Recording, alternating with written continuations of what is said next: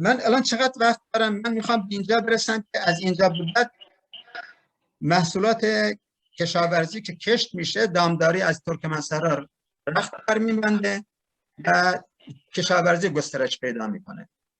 بعدها در دهه بعد از جنگ دوم جهانی اومدن تراکتور این مسئله سرعت میبخشه و باعث میشه که تولیدات صنعتی مثل پنبه، احتیاج به کارخانه‌های پنبه پاک‌کنی داره، احتیاج به اصطلاح بافندگی، ریسندگی داره، احتیاج به روغن کشی داره. کارخانه‌های اینجوری در ترکمن‌صحرا شدیداً گسترش پیدا میکنه، کشت مزارع گسترش پیدا میکنه و این باعث میشه که از نقاط مختلف ایران ترکمن‌صحرا، یعنی دولت اینا سازماندهی میکنه.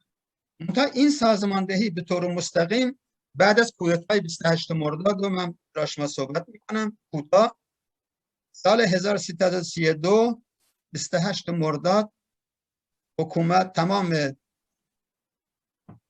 اصطلاح احزاب میبنده، از این به بعد حکومت نظامی میشه و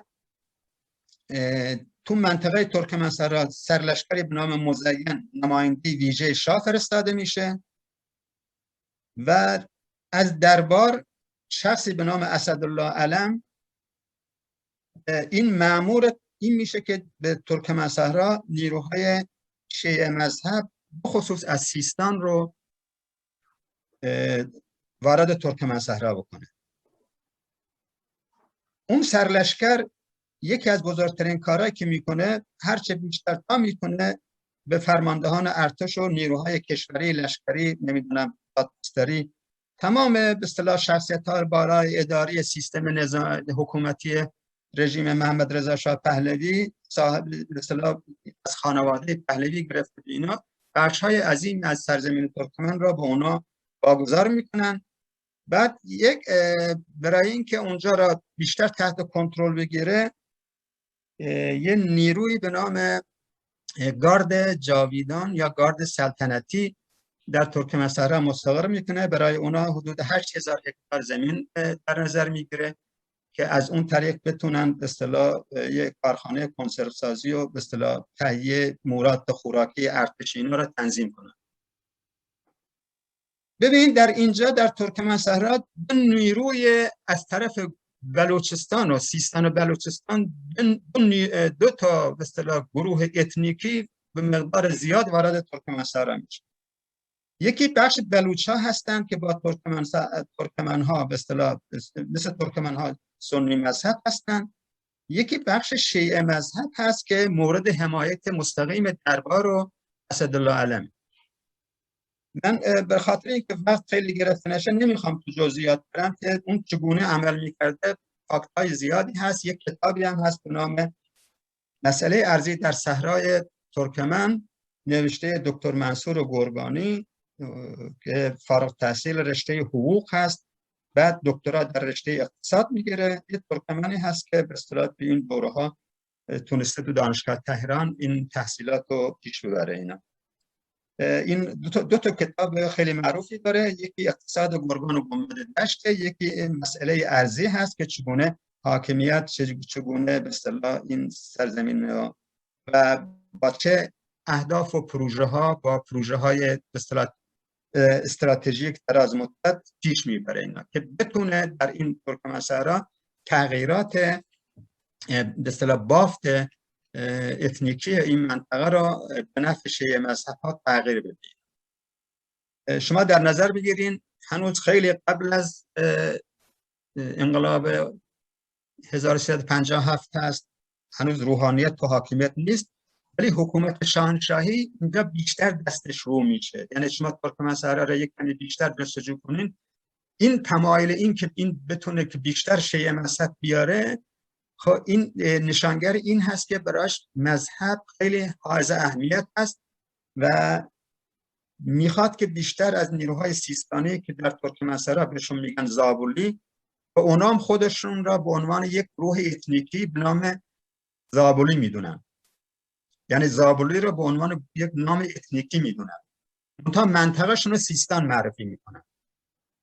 اینا در ترکمن‌صحرا نیرو میگیرن و به مقدار زیادی به اصطلاح مستقر میشن با کمک طبق برنامه ها و پلان های دربار رژیم شاهنشاهی پهلوی. ولی در مقابل این بعد از جنگ دوم جهانی اوضاع دنیا به اصطلاح جنگ سرد شکل میگیره. یه دوره تاریخی در تاریخ بشریت هست که در ترکمن صحرا به توافق میرسن که برخلاف آلمان که اینجا دیوار کشیده میشه، نیروی نظامی، نیروی ارتشی دو طرف جمع میکنه، در ترکمن صحرا به توافق میرسن که با هم مشترک تحت نظر بگیرن. اسم این پروژه هست پروژه همسایه چی هست اسمش؟ بعداً یادم میاد دیگه. بعد که به اصطلاح توافق میشه که 4 کشور آمریکا، فرانسه، انگلستان و آلمان اینا در این منطقه به همراه شوروی این منطقه را تحت نظارت نگه دارن. از دولت ایران بخش امنیتش، سازمان امنیت، بخش اداره هشتمش، بخش ضد جاسوسی در خارج کشور عمل میکنه و اینا در ترکمن صحرا را با هم تحت نظر میگیرن. از اواسط دهه 40 یعنی از سال 1344-45 آمریکایی قبول میکنن که تو منطقه ما چند نفر آمریکایی میفرستن که منطقه را مطالعه بکنن. از یک گروه هست به نام گروه چی بود؟ صلح و اینا، یه همچین چیزی که اینجا چون مرز بین دو تا اردوگاه هست همیشه احتمال تقابل دو تا اردوگاه وجود داره، بنابراین اینا باید مطالعه بکنن که این حالت پیش نیاد. اینا اون پروژه حسن همجواری هست دوستان، من فراموش کردم حالا یادم اومد.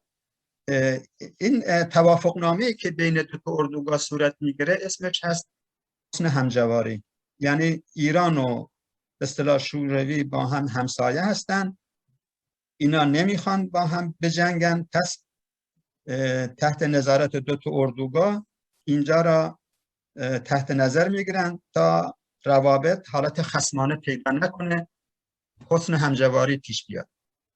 به دنبال اون هست که ایران از شوروی ذوب‌آهن میخره، بعد ایران به جای اون گاز به شوروی میفروشه.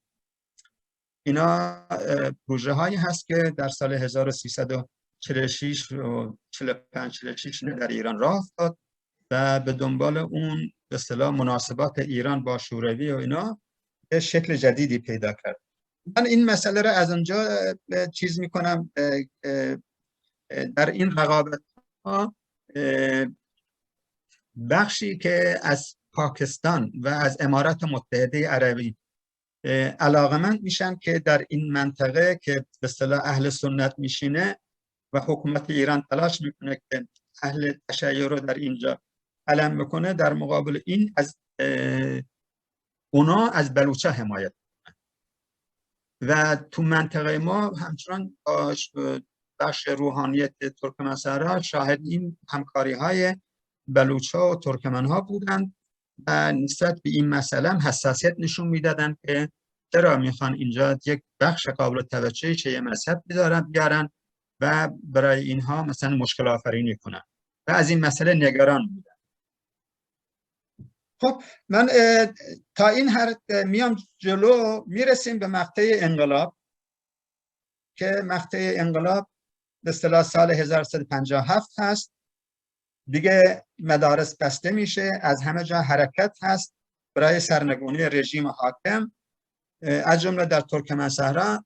تو ترکمن صحرا 2 شعار اصلی مطرح هست، یکی آموزش به زبان ترکمنی و دومی پس گرفتن زمین هایی که غصب شده.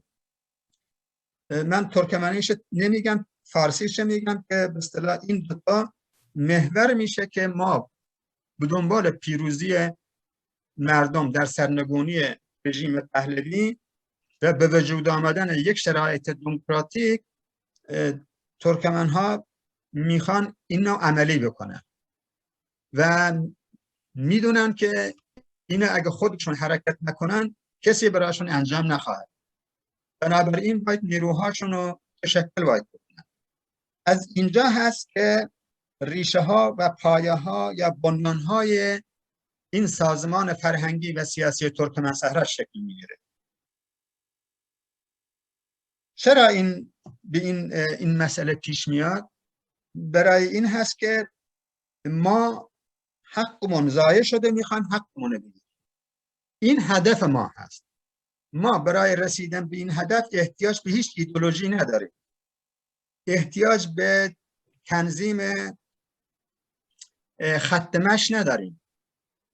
نمیخوایم که شکل حزبی پیدا کنیم، چون شکل حزبی تمام اهداف، پیشبرد اهداف از طریق تنظیم خط مشی پیش میاد و این خط مشی باید با یک گفتمان و با دیسکوسیون های متعددی طی بشه و این کار نمیتونه صورت بگیره مگر اینکه این نسل موجود در یک جامعه دموکراتیک رشد کرده باشه.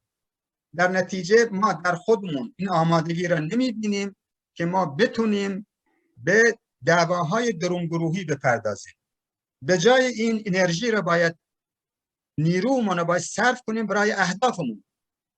ما هیچ حقی تو این کشوری که داریم زندگی میکنیم، سرزمین مال ما هست، اینجوری شده، به این وضعیت افتاده، نداریم و اون هدف ما هست. هر چقدر میتونیم باید متحد بشیم و این از ما شکلگیری یک چیز حزبی مخروطی را نمیپذیره. شکلگیری بر اساس پیگیری اهداف میپذیره که این جنبه از نظر ساختاری شکل افقی پیدا میکنه، مثلا شکل شبکه‌ای پیدا میکنه. به این خاطر دو تا نظر پیدا میشه. یک نظر میگه که ما قانون فرهنگی خلق ترکمن را میزنیم و بر اساس اون نیروهای جوان ترکمن، فعال ترکمن، تحصیل کرده ترکمن اینجا متشکل میکنه. از نماینده های این گروه ها در نهایت یک مرکز هماهنگی، کوردیناسیون ایجاد میکنه. شکل حزبی نمیخوایم، چون نمیخوایم ایدئولوژی داشته باشیم، برای ایدئولوژی با هم دیگه درگیر بشیم. شکل حزبی نمیخوایم برای اینکه ما دعوای تنظیم خط مشی، نمیدونم تحلیل از جهان، از منطقه، از دنیا، از جامعه خود فلان، اینا سر اونا بحث کنیم، نه وقتش داریم نه زمان به ما اجازه میده. بنابراین تنها کاری که کردیم در مرحله اول ایجاد کانونهای فرهنگی خلق ترکمن بود و در بعضی نقاط بلافاصله این تبدیل به کانون فرهنگی و سیاسی شد. در نظر بگیرین از 26 بهمن ماه، 22 بهمن ماه رژیم سرنگون شد. 4 روز بعد کانونهای فرهنگی مثل قارش سراسر ترکمنشهرها به دنبال هم برخواستن، کانون تشکیل دادن، ولی بخشی از کانونها به خصوص در گنبد و در شرق ترکمنصحرا تحت نام قانون فرهنگی و سیاسی خلق ترکمن شد. اینجا مسئله مطالعه تئوری تشکل پیش میاد. تشکلات باید چه نوع باشه که بتونه بیشترین نیرو رو بسیج بکنه، بیشترین انرژی را صرف یک هدف مشخص بکنه. و ما در پاسخ به این رسیدیم که کانون در سال 1358 اواخر اردیبهشت تقریبا آخرین بخش‌هاش تبدیل به کانون فرهنگی و سیاسی شد. یعنی از فرهنگی تنها در اومد به سیاسی فرهنگی. ولی در این حال از اسفند ماه یک مرکز هماهنگی تحت نام ستاد مرکزی شوراهای ترکمنصحرا شکل گرفت که تمام روستاها دارای شورا شدند، شوراهای روستایی.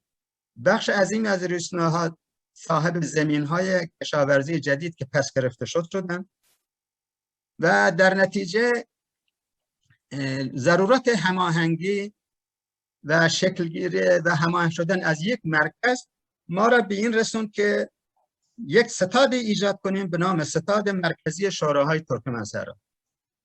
که این ستاد مرکزی هست و ما میتونیم در بخش‌های مختلف بعداً ستادهای منطقه‌ای را ایجاد کنیم.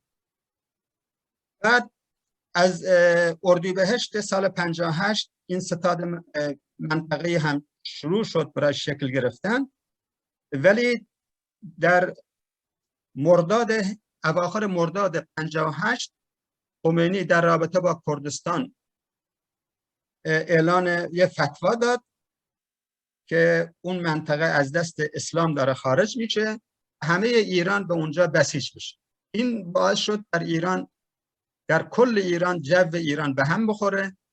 در همه جا نیروهای حزب اللهی شروع کردن ریختن به خیابانها و ایجاد مزاحمت.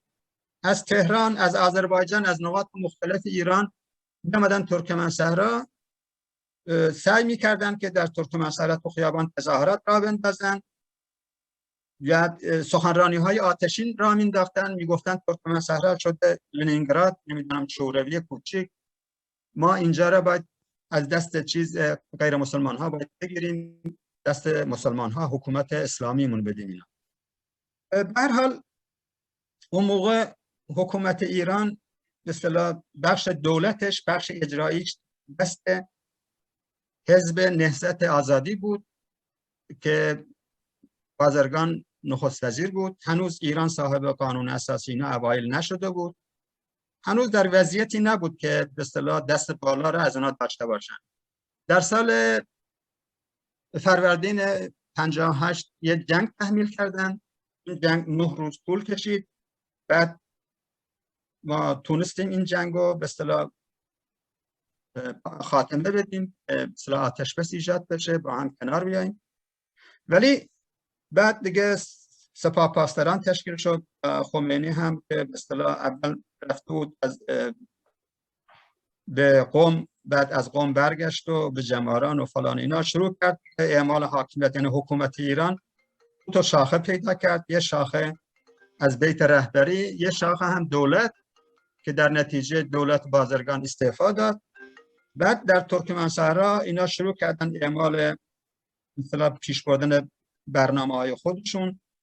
از بهمن 58 1358 تو 18 بهمن، شب 18 بهمن 4 نفر از رهبران ستاد مرکزی شوراها را شب را بودن.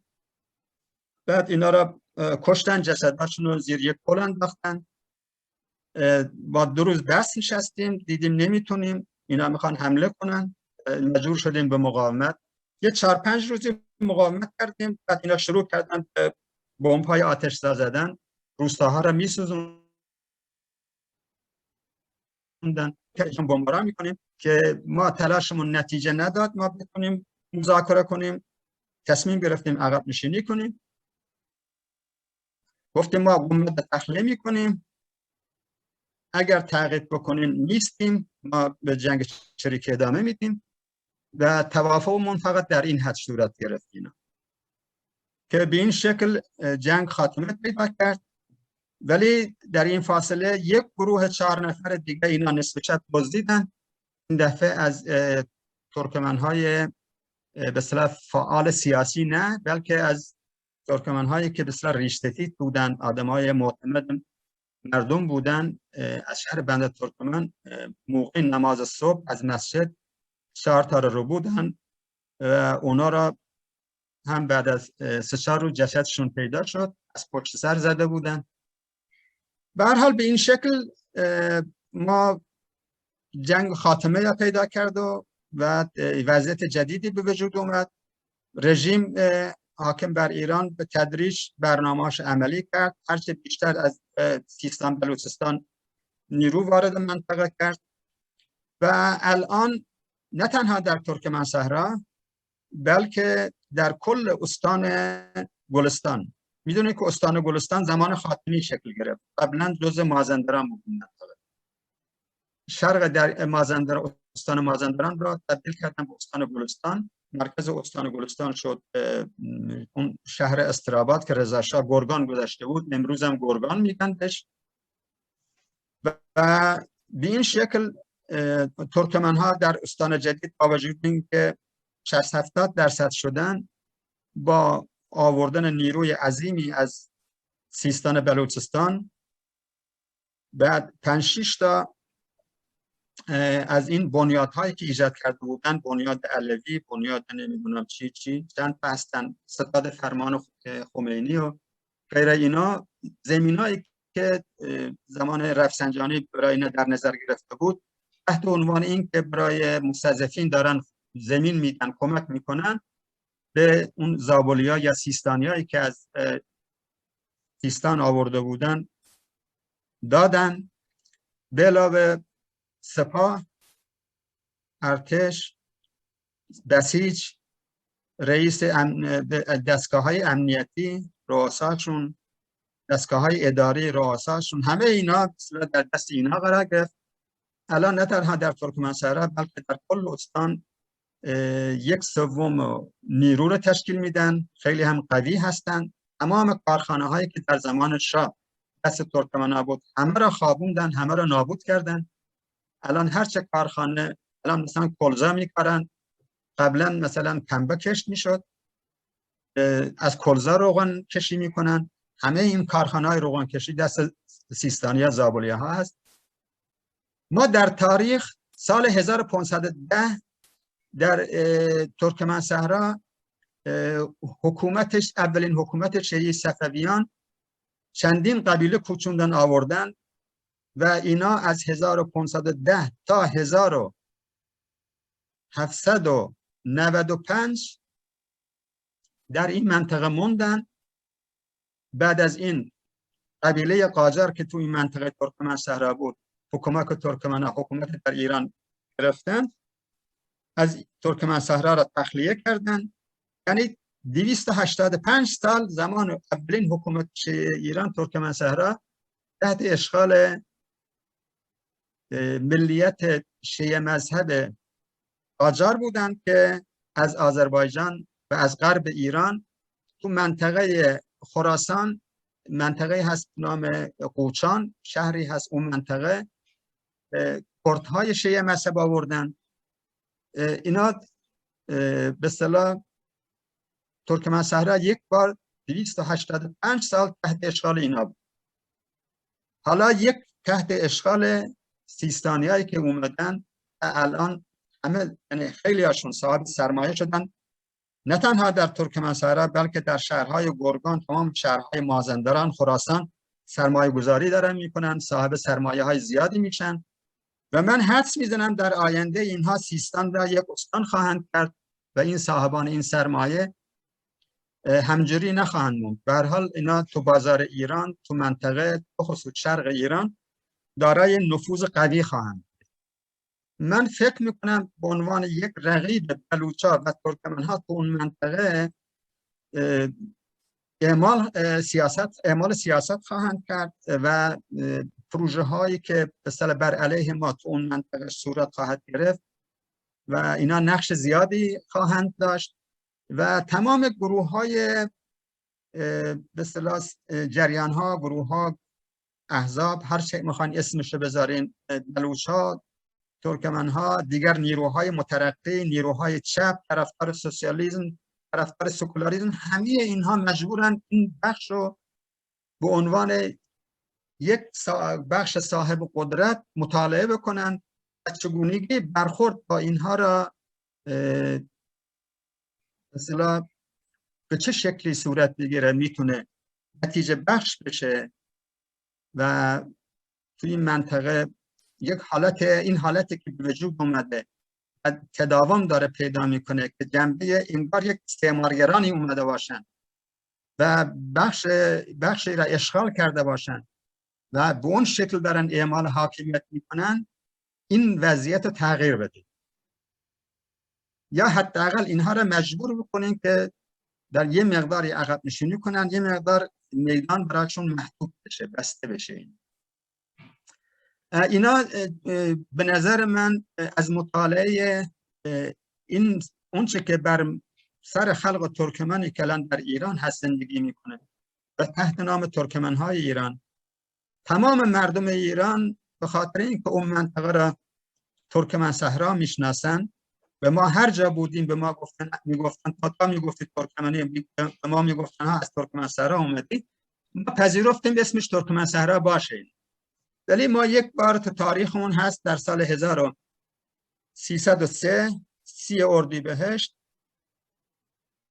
جمهوری اعلام شده و اونا اسمشو جمهوری ترکمنستان ایران گذاشتن.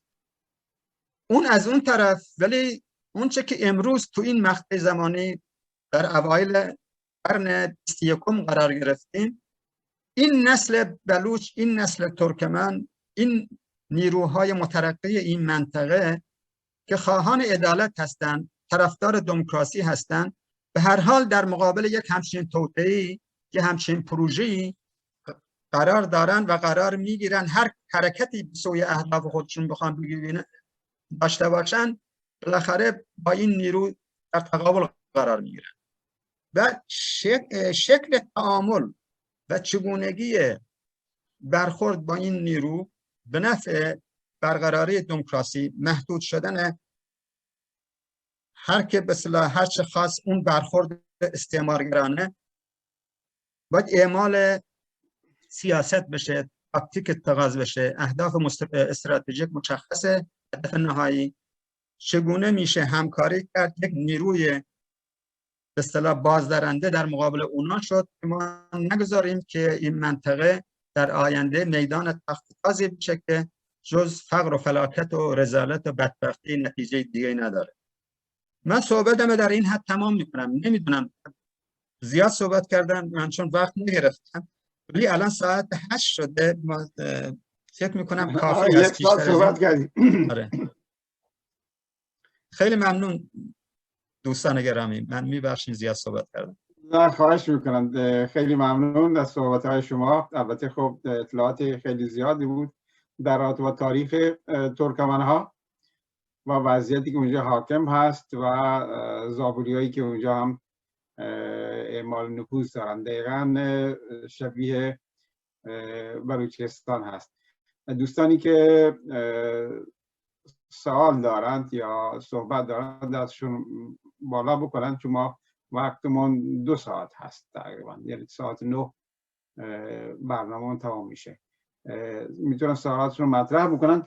من فقط یه سوالی رو خوب متوجه نشدم، یعنی خود این قسمت از ترکمنستان در واقع همون بخشی هست که شوروی به ایران داده؟ نه، روسیه داد. روسیه داده، یعنی روسیه آره. به ایران داده. در واقع یعنی آره. ایران حمله نکرده، خاک اشغال نکرده، روسیه که ترکمنستان اشغال کرده این قسمتش رو به ایران داده. بله. خیلی خوب، متوجه شدم. جناب شیرانی، دکتر شیرانی، مایک در اختیار شما، بفرمایید. بله، سلام علیکم محمد آقا. با تشکر از مجموعه شما و بخصوص سخنران یوسف آقای عزیز، واقعا اطلاعات ریز و گسترده‌ای در اختیار جمع گذاشتین. ولی حقیقتش قبل از اینکه من سوالامو مطرح بکنم یک نگاهی تاریخی داشته باشم در رابطه با نگرشی که شما ارائه دادین، های از سوسیالیسم و نیروی کارگر و شورا و فلان اینا صحبت کردیم. واقعیت اینه ما تاریخ رو نمیتونیم عوض کنیم یوسف آقا، باید فقط تحلیل علمی و قانونمند و اصولی بش بدیم. نظام شوروی سابق عزیز من یک نظام سرمایه‌داری دولتی بود، نه سوسیالیستی بود نه کمونیستی بود. اینا همه شعار بود و استفاده میشد به خاطر اینکه این رهبریت پولیتبرو و حزبی که اسمشو کمونیست گذاشته بودن بتونه جایگاهی داشته باشه توی عرضه تقاضای جهانی. یک، بنابراین اینجا شما باید تجدید نظر بکنید در رابطه با این نگرش خودتون و بقیه دوستانی که هستن. اینو میگم به خاطر این جوانایی که موجودن هستند و دارن مطالعه میکنن، یاد میگیرن عزیز من. مورد دوم در رابطه با همکاری های نظام حکومتی شاهنشاهی ایران با شوروی سابق عزیز من، اینا اگه ذوباهن خریدن و منابع و امکانات تبادلی داشتن به خاطر قیمت و عرضه تقاضا و تعادلی بود که میخواست رژیم شاه به وجود بیاره، چون احساس خطر میکرد از جانب شوروی، میخواست تو سیستم عرضه تقاضا یه سهمی داشته باشه، به قول معروف دهن اوران رو ببنده به طریقی تو همین ارتباطاتی که داشت. این یک موردش بود، جنبه تحمیلی نبود، جنبه سیاست گذاری بود که اون نظام داشت. حالا هرچه ما بگیم دیکتاتور بود، بد بود، خوب بود، اوناش مسائل دیگه است که جای بحثش جای دیگه است. ولی این توازنی بود که میخواستن برقرار کنن که این خطر چون مرز مشترک داشتن میخواستن اینو کنار بذارن. مورد بعدیش هم برمیگرده به تغییراتی که در ایران پیش اومد با جابجایی رژیم شاه. اینجا هم ما انقلابا رو معمولا پیشرفت میدونیم، توسعه میدونیم، به جلو بردن یک جامعه و سیستم اقتصاد و عرضه تقاضاش میدونیم. همچین ویژگی های عملی ما در جامعه بعد از سرنگونی رژیم شاه نمیبینیم. بنابراین این هم یک شورشی یا یک جابجایی قدرتی یا یک چیزی دیگه اسمش رو بذاریم، انقلاب واقعی محتوایی از در دید علمی و تاریخی در ایران انجام نگرفته، بلکه جابجایی قدرت شده. این رژیم آخوندیزم که اومدن به خاطر اشتباهات نظری تئوریکی بود که همین آقایان تحصیل کرده های به اصطلاح در غرب زین کنفدراسیون های متنوع که خونده بودن و اون هم دیگه از هم میهنان ماشما زیر نام همونجوری که شما اشاره کردین سوسیالیستی یا کمونیستی که نبودن در واقع هیچ کدومشون، اینها گمراه شده بودن، اومدن با هم کارایی کردن که این جابجایی اون ساختار وجود میاد. بنابراین این مسائل نگرشی و تبادلی است از نظر علمی. اما سوال من عزیز یوسف، شما اشاره نکردین واقعا این ارتباط ترکمن ها رو. من زمانی که در شوروی تحصیل میکردم در دکترام که اکادمی علوم بودن در دانشکده شرق شناسی مسکو، مسافرتی داشتم به ترکمنستان و خیلی نزدیک با این هم به اصطلاح زبان ها و هم ملیت شما رو آشنایی داشتم و بخصوص منطقه بلوچ نشین رفتم و با اونا اطلاعاتی که به دست آوردن تو این جابجایی و تبادلات کم اشاره کردین. اگه میشه محبت کنین چه چیزی باعث شد که این ارتباطات تبادلی شما یکم گسترش پیدا نکرد؟ چه عاملی؟ نظام سرمایه‌داری دولتی اجازه نمیداد، ناتوانایی عرضه تقاضا بود، یا مسائل دیگه ای؟ این مسئله رو اگه سوال رو اگه روشن بکنید من خیلی خوشحال میشم آقا یوسف. یکی اینه.